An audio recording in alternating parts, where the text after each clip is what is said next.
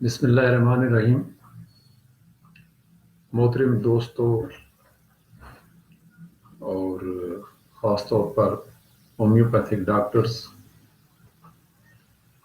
میں نے آج ایک چھوٹا سا موضوع چنا ہے۔ موضوع تو بہت بڑا ہے لیکن مقصد یہ ہے کہ ایک مختصر سا 8-10 منٹ کا ایک خطاب ہوگا، اور اس کا نام میں نے رکھا ہے خوشی، سکون اور ہومیوپیتھی۔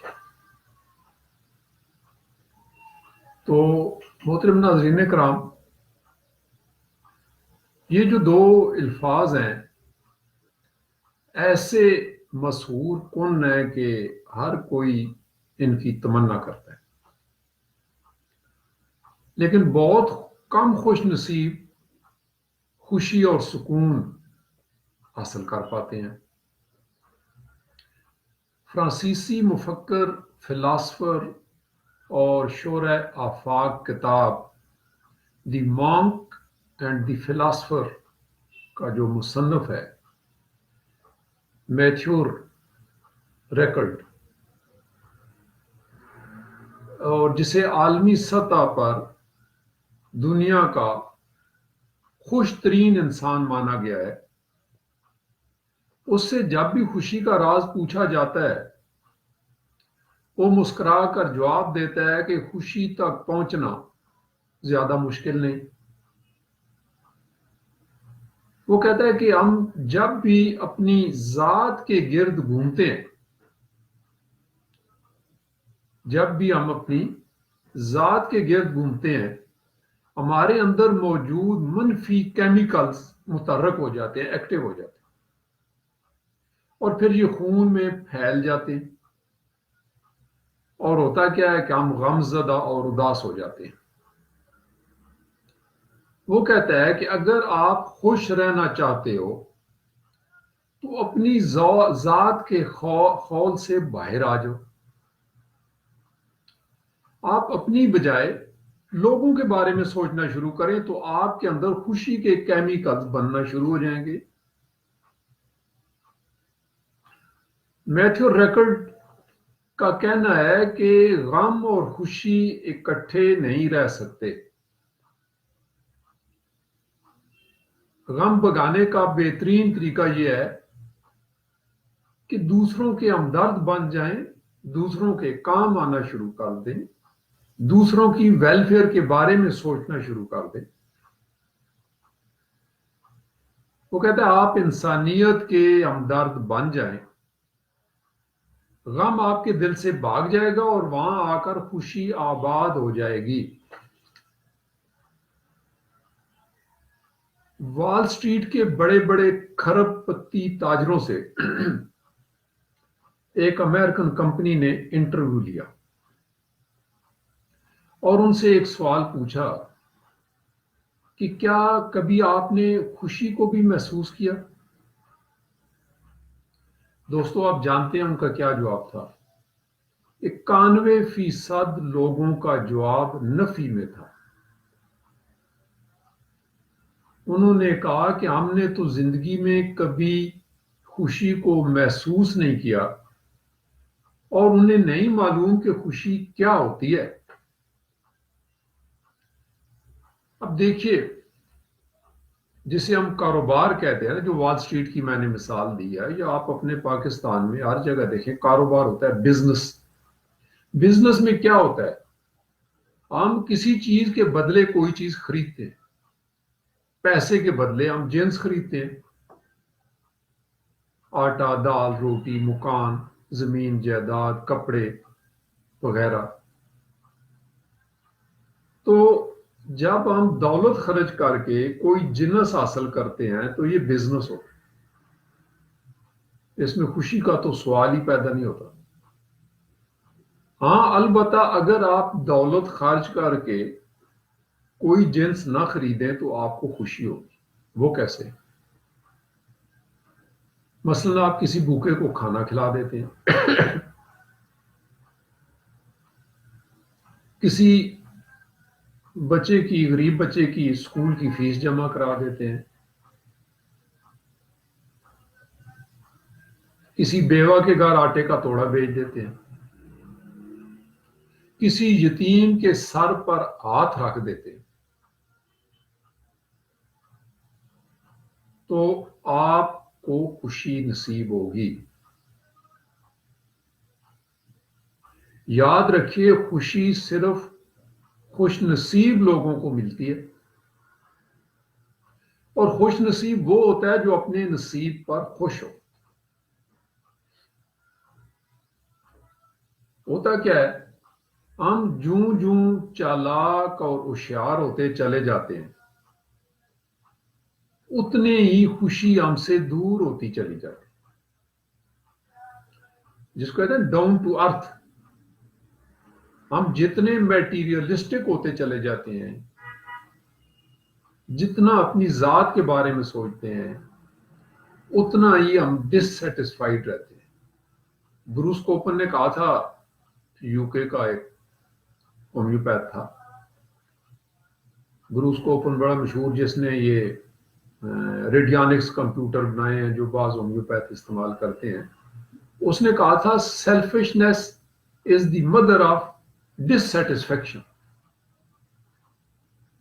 تو سیلفشنس سے آپ کو دور ہونا چاہیے. تو جب ہم چالاک اور ہوشیار ہوتے چلے جاتے ہیں تو خوشی ہم سے اتنا دور ہوتی ہے. لہذا خوش ہونے کے لیے آپ کو معصوم بھی بننا پڑتا ہے.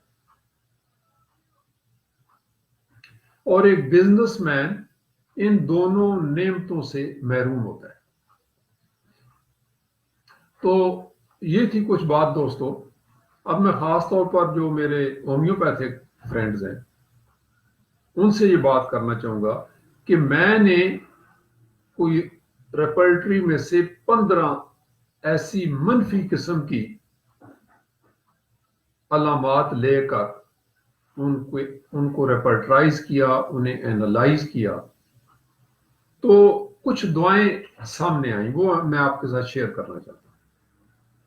ایسے لوگ جیسا میں نے اوپر عرض کیا کہ جو خوشی سے دور رہتے ہیں یا جن کے حصے میں خوشی بہت کم آتی ہے، ریپرٹری کے حوالے سے، ہومیوپیتھی کے حوالے سے وہ کون کون سی شخصیات ہیں وہ میں آپ کے سامنے رکھنا چاہتا ہوں. بالعموم جو سامنے آتی ہیں، ایکسیپشنز آر دیئر، ہم استثنائی بات نہیں کر رہے. تو ٹاپ میں جو دعا آتی ہے وہ ہے اناکارڈیوم. اس کے علاوہ جو اور دعائیں سامنے آتی ہیں ان میں نقص و میکا ہے، نیٹرم میو، ویریٹرم البم، آیوسائمس، لائکوپوڈیم، آرسینکم البم، پلاٹینا، ٹھیک ہے، چائنا اور سیپیا. یہ ٹاپ کی جو 8-10 دعائیں میں نے بتایا یہ سامنے آتی ہیں. تو بس ثابت ہوا کہ یہ وہ لوگ ہیں جو زیادہ تر اپنی ذات کے بارے میں سوچتے ہیں. یہ وہ لوگ ہیں جن میں منفی سوچ ہوتی ہے، جن میں گریڈ ہوتا ہے، ذاتی مفاد ہوتا ہے، غم، غصہ، نفرت، انتقام، ان پیسیمسٹک سوچ کے عمل یہ لوگ ہوتے ہیں. اور دیکھیں جو شخص ہمیشہ نکتہ چینی کے موڈ میں رہتا ہے اور دوسروں کے نقص نکالتا رہتا ہے، وہ اپنے آپ میں تبدیلی کی صلاحیت سے محروم ہو جاتا ہے.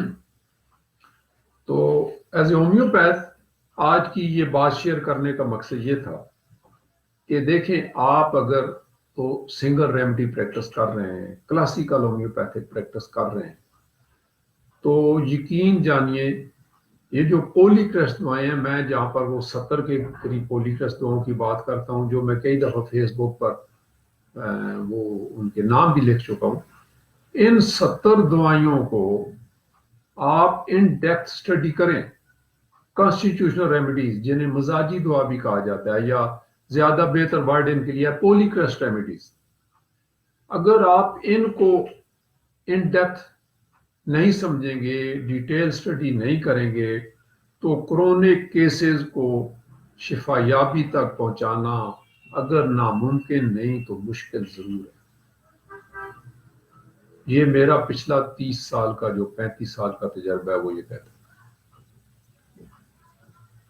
اور دیکھیں ایکیوٹ کیسز کی بات نہیں کر رہا، وہ اور چیز ہے، کرونک کیسز. اور کرونک کیسز کا ظاہر ہے وہ بہت بڑا چیلنج ہوتا ہے، کیونکہ مریض 5 10 15 20 سال کی گریوینسز میں مبتلا ہوتا ہے، ملٹیپل ڈیسیزز میں مبتلا ہوتا ہے، کمپلیکس ڈیسیزز میں مبتلا ہوتا ہے، ون سائڈڈ ڈیسیز میں مبتلا ہوتا ہے، ڈیسیزز ود ایڈوانس پیتھالوجی میں مبتلا ہوتا ہے، اور اس سے بڑھ کر آٹو امیون ڈیسیزز میں مبتلا ہوتا ہے، جو کہ ایک بہت بڑا چیلنج ہے جنہیں لا علاج سمجھا جاتا ہے. تو ان کو ٹھیک کرنا، اس کے لیے بہت زیادہ صبر چاہیے دونوں سائڈ پہ، مریض اور ڈاکٹر کی دونوں. اور بہت زیادہ اسٹڈی چاہیے، بہت زیادہ محنت چاہیے، بڑی قربانی چاہیے، تب جا کر کوئی مریض کسی شفا یابی تک پہنچتا ہے. تو ان دعاؤں کے بغیر، پولیکرس دعاؤں کے بغیر، میں سمجھتا ہوں کہ بہت مشکل کام ہے. جیسا کہ آپ جانتے ہیں ہم نے ایچ ٹی ایل گروپ کو 1 سال ہو گیا ہے ہم نے پھر چلایا ہوا ہے واٹس ایپ پر ایچ ٹی ایل کے نام سے. اس میں 50 60 کے قریب پارٹیسپینٹ ہیں، اور ماشاءاللہ وہاں بہت ریگولر. آپ ان دوستوں سے جو اگر آپ کے کنٹیکٹ میں وہ کوئی دوست ہو تو ان سے پوچھیں ایچ ٹی ایل گروپ کے بارے میں کہ یہ کیسا جا رہا ہے. بے شمار گروپس ہیں واٹس ایپ پہ، بہت اچھے کام ہو رہے ہیں، لوگوں کے کر رہے ہیں، اچھے گروپس ہیں. ہماری بھی اپنی ایک پیشکش ہے، تو اس میں ان دوستوں سے آپ مشورہ لیں کہ یہ کیسا گروپ ہے، اور ان سے فیڈ بیک لیں کہ انہوں نے 1 سال میں کچھ سیکھا بھی ہے کہ نہیں، اگر سیکھا ہے تو کتنا سیکھا ہے، انہوں نے اپنی پریکٹس میں کتنے وہ کانفیڈنٹ ہوئے ہیں، ٹھیک ہے، کتنا وہ سنگل ریمیڈی پریکٹس کی طرف مائل ہوئے ہیں. دیکھیے آپ جو بھی پریکٹس کرتے ہو، آئی ڈونٹ کیئر، مجھے اس میں کوئی اعتراض نہیں، لیکن میں آپ سے ایک بات عرض کروں، اگر تو آپ نے صحیح ہومیوپیتھک پریکٹس کرنی ہے نا، جیسے عامر نے کہا ہے، تو سنگل ریمیڈی ہے، اس کے علاوہ کوئی بات نہیں ہے. اور اسی میں مریض کے لیے شفا یابی ہے، اور آپ کے ضمیر کا اطمینان بھی ہے، اطمینان قلب بھی ہے.